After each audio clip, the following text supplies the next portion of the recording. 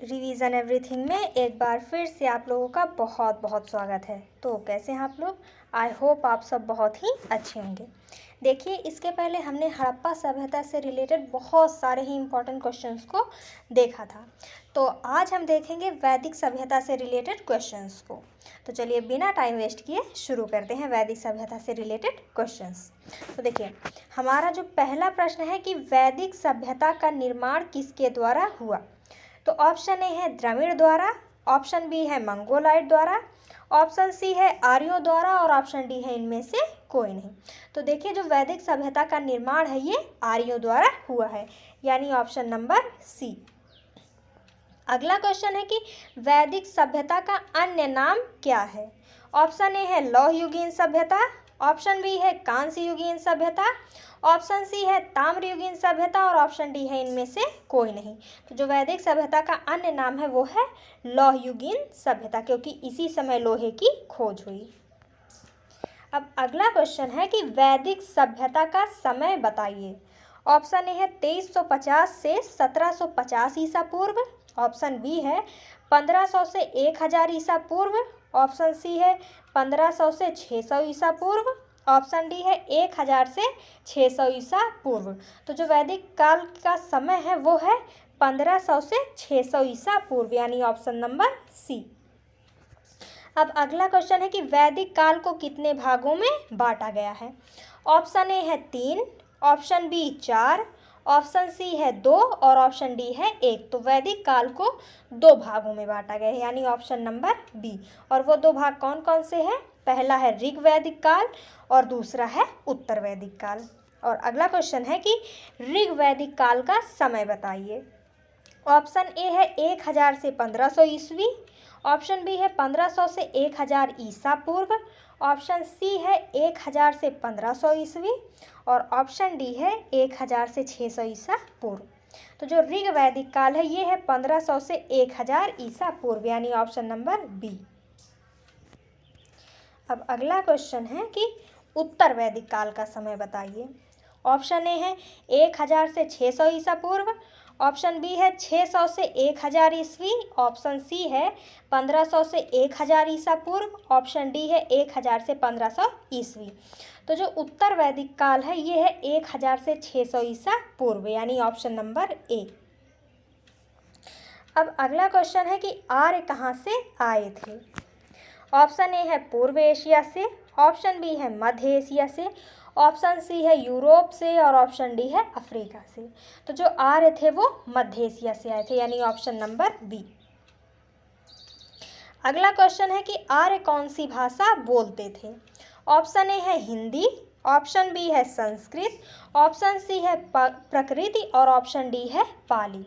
तो जो आर्य थे वो संस्कृत भाषा बोलते थे, यानी ऑप्शन नंबर बी। अब अगला क्वेश्चन है कि वैदिक काल की प्रमुख नदी कौन सी थी।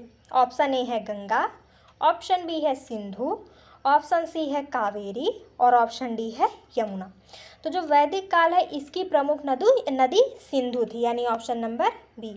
इसको ध्यान रखिएगा क्योंकि कई बार पूछा जाता है तो बच्चे गंगा लगा के चले जाते हैं, लेकिन वर्तमान में गंगा महत्वपूर्ण नदी है, लेकिन वैदिक काल में जो सिंधु थी वो महत्वपूर्ण नदी थी। अब अगला क्वेश्चन है कि वैदिक काल के प्रमुख पशु क्या थी। तो ऑप्शन ए है बैल, ऑप्शन बी है घोड़ा, ऑप्शन सी है बकरी और ऑप्शन डी है गाय। तो वैदिक काल में जो गाय थी ये प्रमुख पशु थी, यानी ऑप्शन नंबर डी। और अगला क्वेश्चन है कि वेदों की कुल संख्या कितनी है। ऑप्शन ए है 3, ऑप्शन बी है 4, ऑप्शन सी है 1 और ऑप्शन डी है 5। तो वेदों की कुल संख्या कितनी है? 4। और कौन कौन सी है?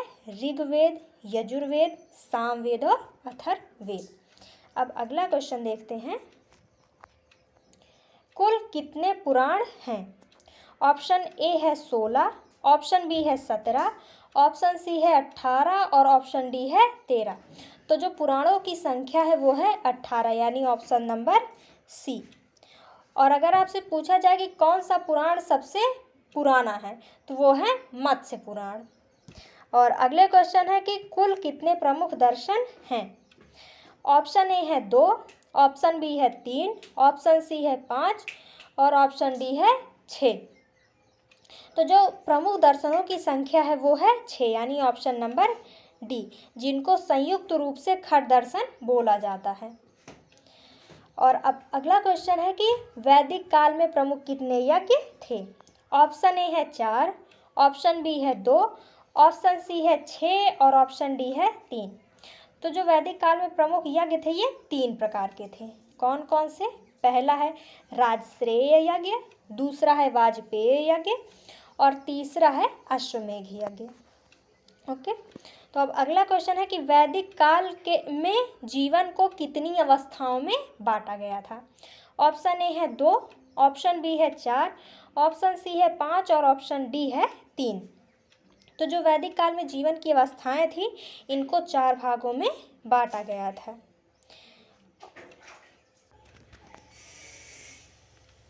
अब अगला क्वेश्चन है वैदिक काल में कितने प्रकार के ऋणों की चर्चा है?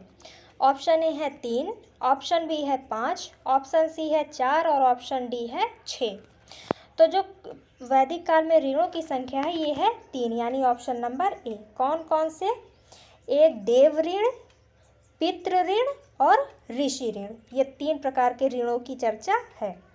अब अगला क्वेश्चन है कि कितने प्रकार के पुरुषार्थ की चर्चा है, यानी वैदिक काल में कितने प्रकार के पुरुषार्थों की चर्चा है?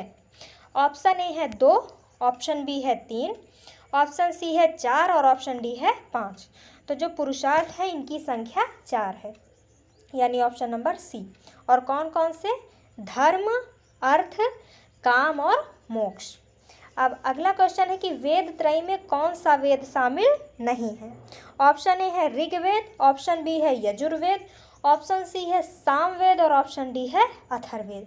तो वेद त्रयी में अथर्ववेद को शामिल नहीं किया गया है, यानी ऑप्शन नंबर डी। और ऐसा क्यों? क्योंकि देखिए जो और 3 वेद है यानी ऋग्वेद, यजुर्वेद और सामवेद, इनकी रचना पहले ही हो गई थी, जबकि जो अथर्ववेद है इसकी रचना बाद में हुई, इसीलिए इसको मतलब वेद त्रयी में शामिल नहीं किया गया है। अब अगला क्वेश्चन है कि कौन सा वेद सबसे पुराना है? ऑप्शन ए है ऋग्वेद, ऑप्शन बी है यजुर्वेद, ऑप्शन सी है सामवेद और ऑप्शन डी है अथर्ववेद। तो जो ऋग्वेद है ये सबसे पुराना वेद है, यानी ऑप्शन नंबर ए। अब अगला क्वेश्चन है कि कौन सा वेद सबसे नया है? ऑप्शन ए है ऋग्वेद, ऑप्शन बी है यजुर्वेद, ऑप्शन सी है सामवेद और ऑप्शन डी है अथर्ववेद। तो जो सबसे नया है ये है अथर्ववेद, यानी ऑप्शन नंबर डी। और ये नया क्यों है? क्योंकि इसकी रचना सबसे बाद में हुई है ना। फिर उसके बाद है कि होत्रा किस वेद के पुरोहित को कहते हैं? ऑप्शन ए है ऋग्वेद, ऑप्शन बी है यजुर्वेद, ऑप्शन सी है सामवेद और ऑप्शन डी है अथर्ववेद। तो जो होत्रा है ये ऋग्वेद के पुरोहित को कहते हैं, यानी ऑप्शन नंबर ए। आप ये पुरोहित समझिए कि मतलब जैसे कि किसी व्यक्ति को गणित का अच्छी ज्ञान है, गणित की अच्छी जानकारी है तो उसे गणितज्ञ कहते हैं। जिस व्यक्ति को विज्ञान का अच्छा ज्ञान होता है उसे वैज्ञानिक कहते हैं। उसी तरीके से मतलब ऋग्वेद का जो अच्छा ज्ञानी होता था उस समय पे उसको होत्रा बोला जाता था।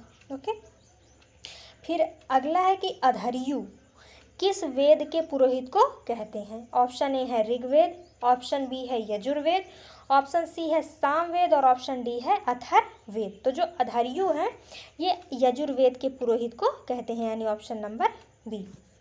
अब अगला है कि उद्दाता किस वेद के पुरोहित को कहते हैं? ऑप्शन ए है ऋग्वेद, ऑप्शन बी है यजुर्वेद, ऑप्शन सी है सामवेद और ऑप्शन डी है अथर्ववेद। तो जो उद्गाता है ये सामवेद के पुरोहित को कहते हैं, यानी ऑप्शन नंबर सी।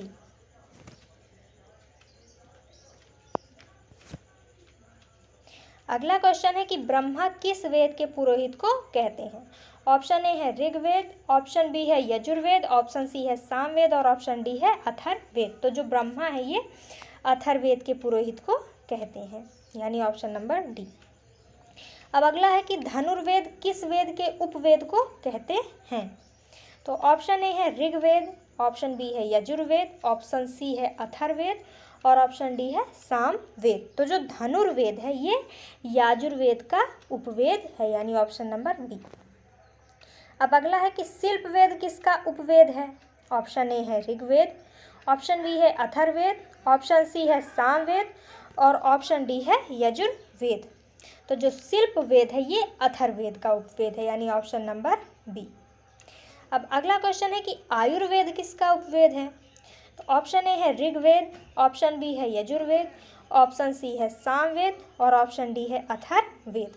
तो जो आयुर्वेद है ये ऋग्वेद का उपवेद है, यानी ऑप्शन नंबर ए। तो ये हमारे वैदिक सभ्यता से रिलेटेड कुछ क्वेश्चंस थे। आई होप कि आपको समझ में आए होंगे, और वैदिक सभ्यता से रिलेटेड और भी सारे क्वेश्चंस को हम नेक्स्ट वीडियो में कवर करेंगे। आई होप कि आपको वीडियो अच्छी लगी होगी। मिलते हैं नेक्स्ट वीडियो में। Thank you.